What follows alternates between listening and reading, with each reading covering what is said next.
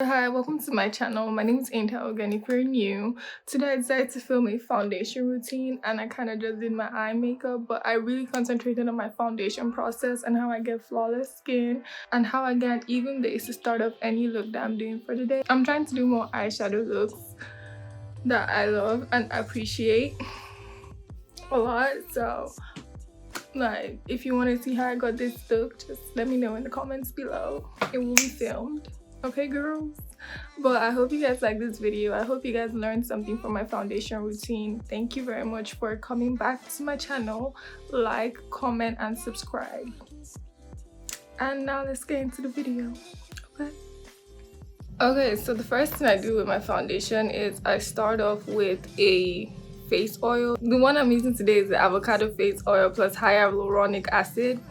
So I really find that using a face oil kind of sets the base and allows my product to really sit into my skin without it creasing or anything like that. Like, I don't get oily skin eventually throughout the day. It keeps my makeup lasting longer and it's just the best base for me. I don't really use conventional primers, but sometimes I go back and forth with the Benefit Professional Primer, like trying to go for a set look and trying to reduce the oil on my T-zone. But even though that I still use the primer, I still feel like the oil works better than the primer, because eventually with the primer my makeup starts getting greasy in the day, but when I use the oil my makeup lasts all day and it's set all day.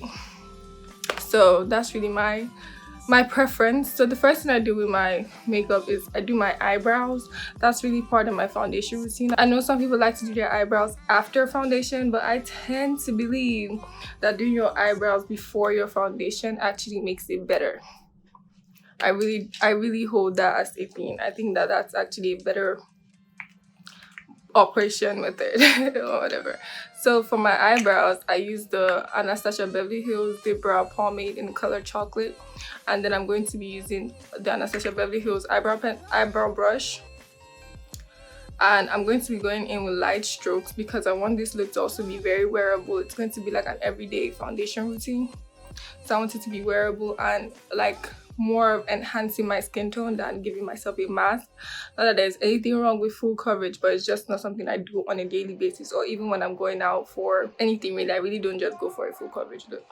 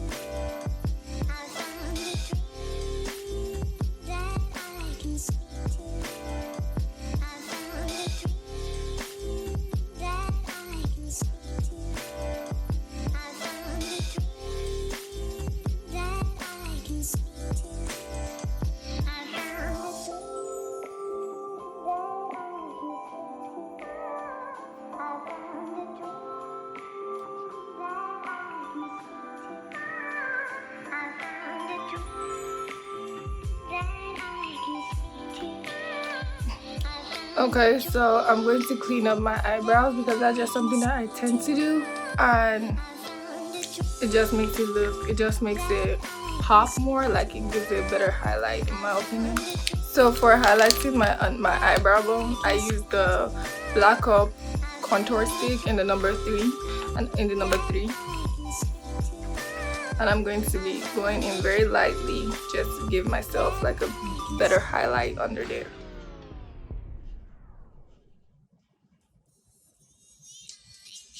When you get your eyebrows done, it just makes life so much better.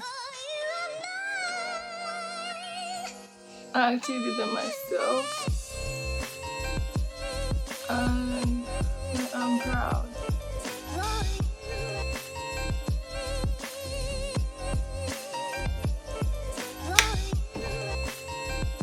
I'm going to dab off the excess. My beauty blender, it is damp, guys. So after doing this, I'm going to be setting my eyebrows with the Anastasia Beverly Hills Dip Brow. With the Anastasia Beverly Hills Clear Brow Gel. This is actually old, but I'm going to get a new one, I promise. It's not finished yet. Until it finishes. I just like that cooling thing that it does too. So now that my eyebrows are done, I'm going to start off with my face. The first thing I do for my face is adding a concealer. I add a concealer that is my skin tone. This is very, very important because I don't have, right now they actually kind of look good, but I do have bags, and sometimes my under eyes tend to get darker. So sometimes I have under eye circles depending on how much rest I got or how tired I am or whatever.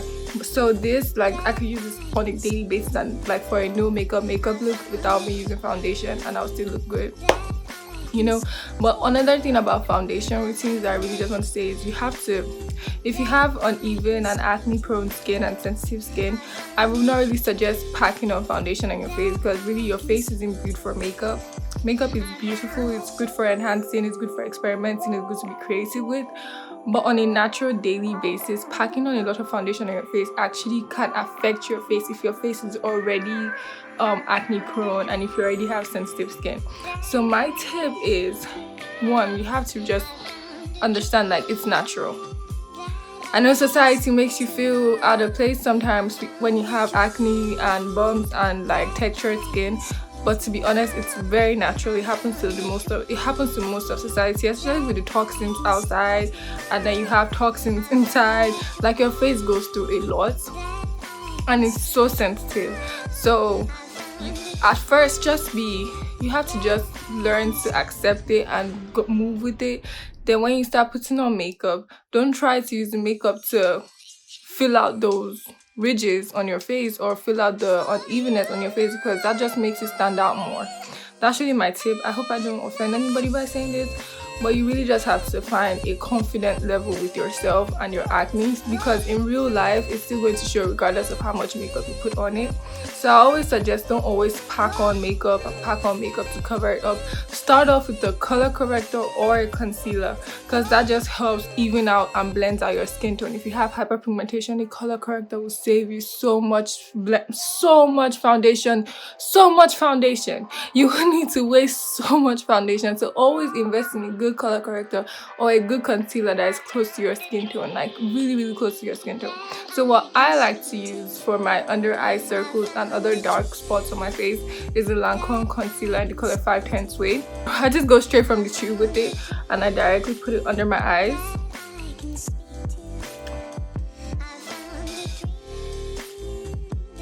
Sometimes it's a bit melted, but it really does make a difference to my face and foundation application. Then I just use it to cover any dark spots I'm not interested in y'all seeing, and I just put some makeup on my hair. That's cute.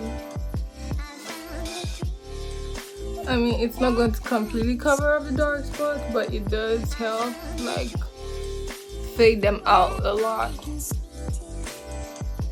Like I break out during that time, so you know, we just need some coverage over there.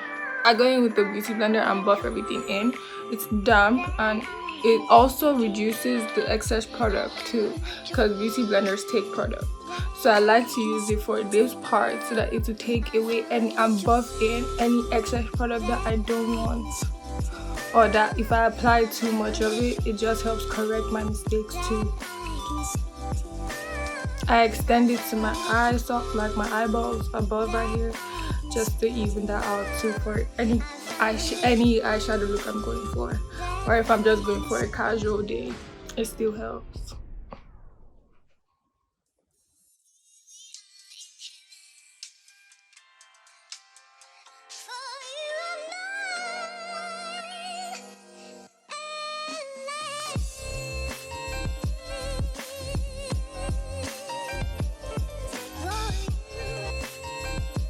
Okay, so I'm really sure you could see this. I keep looking at my screen, but I'm really sure you could see how even and blended out my face looks after doing this process. Like, I believe it really sets the bar or sets the pace up for my foundation or whatever I'm about to do. But oddly enough, I don't do foundation next. I decided to highlight next, and I'm using that Black Up contour stick that I used in the first place. And what I'm just going to do is dab and then put this under my eye. Also, right now I'm really concentrating under my eyes because that's really where I feel lifts up my face even more. Like if my under eye looks awake, I feel my face looks good. When you're highlighting, another tip I would give you, highlight for your face structure. I know like a lot of the times you see instructional videos and they highlight like excessively, in my opinion, without, honestly, I really don't, I feel like a lot of people don't even know why they're doing it, because sometimes it's just excessively too much. So when you highlight, you don't want to take it all the way here if your face is already wide and circular. You take it all the way here when you're trying to highlight it, like expose it to the light. I don't really see much people doing that too much anymore, but I still see a lot of people highlighting their faces and not really putting into consideration their face shape. So it's really good to first of all put into consideration your face shape and what you want to expose and what you want to hide, what you want to bring out and what you want to put back into the shadows when you're highlighting and contouring. So for me, I like my cheekbones to be accentuated, and I already have high cheekbones for the most part of it, so my contour and my highlight, I like them to be evenly blend together and work together. So I'm not going to highlight past right here, like past this area. I'm not going to highlight past this area, because when I highlight past this area, I'm just increasing the shape of my face. And what is that going to do for me? If my face is as increased like this, I'll just look flat. It defeats the purpose in the first place. Okay, since it's almost close to my skin tone, I'm going to be going in with a lighter shade. This is the Too Faced Born This Way Multi-Sculpt Concealer in the shade Butterscotch. Now, I love this concealer. Like, this is a concealer that maybe I might consider getting my shading, but I feel like it's a little bit too thick for me to be using it like I use the Lancome concealer, because the Lancome concealer, it's very easy to blend and even out and make a little bit lighter. It's not a full coverage like the Too Faced one. The Too Faced one is really, you'll see that. Like, I have to use this really carefully because this is really, really full and heavy coverage, and if you don't work fast, it dries, as I've tend to realize that it really dries up fast. I'm just going to go down my nose. Now I'm going to be buffing this into my skin with the same beauty blender I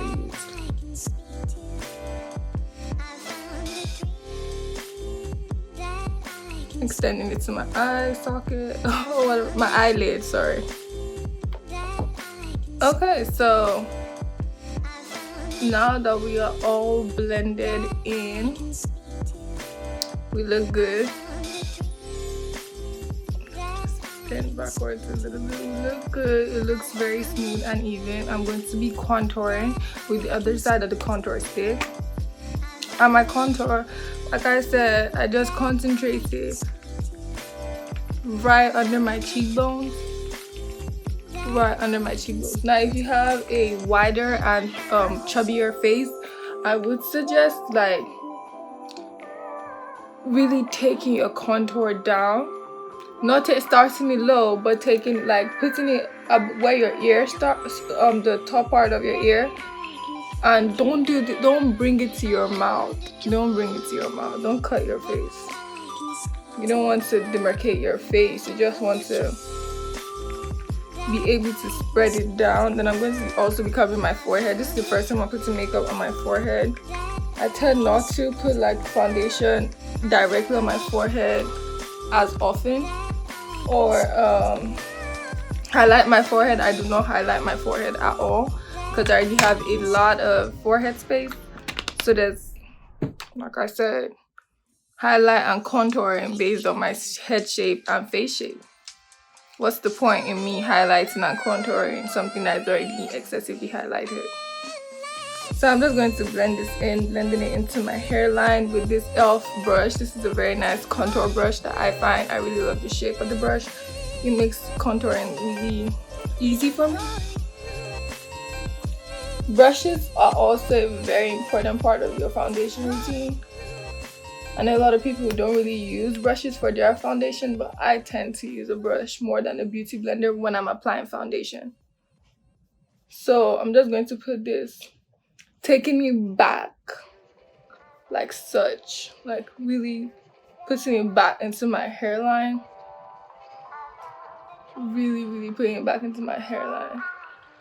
And trying not to go above, then buffing it down to really get that even blend. So it to look, so it to just look natural. You guys see that it's not very harsh at all. This is the mark of my face. But yeah. But you don't want to take it too low. You just want it to be like,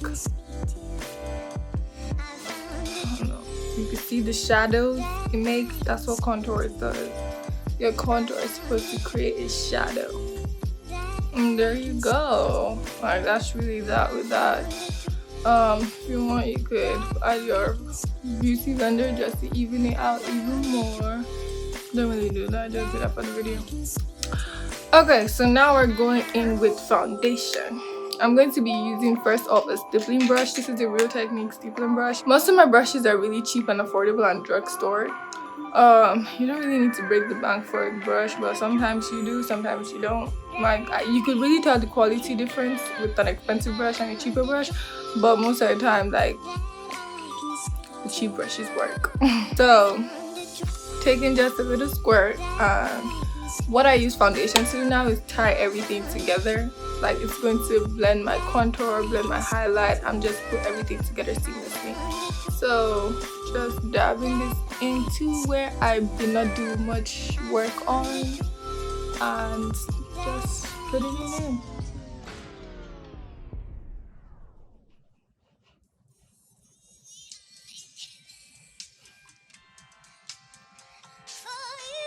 I take the excess product on the brush on my forehead.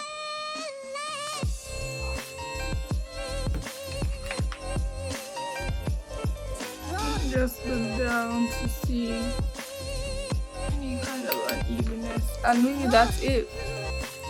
That's what I do for that's what I do for my foundation routine. That's how I get my foundation and my base ready, because I'm about to do my eye shadow now. I'm going to be using my I'm going to be using the Tarte contour palette, and I like to take this white shade right here and use that as my under eye bake.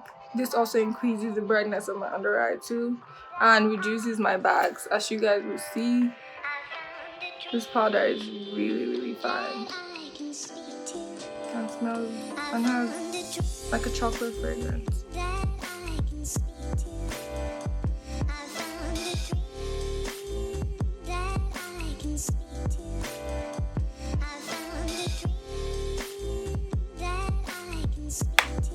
Okay, and really that's really it. That's really what I do. Now I'm about to do my eyes, then I'm going to come back with everything done and show y'all. So this is the final look. Hope you guys liked it.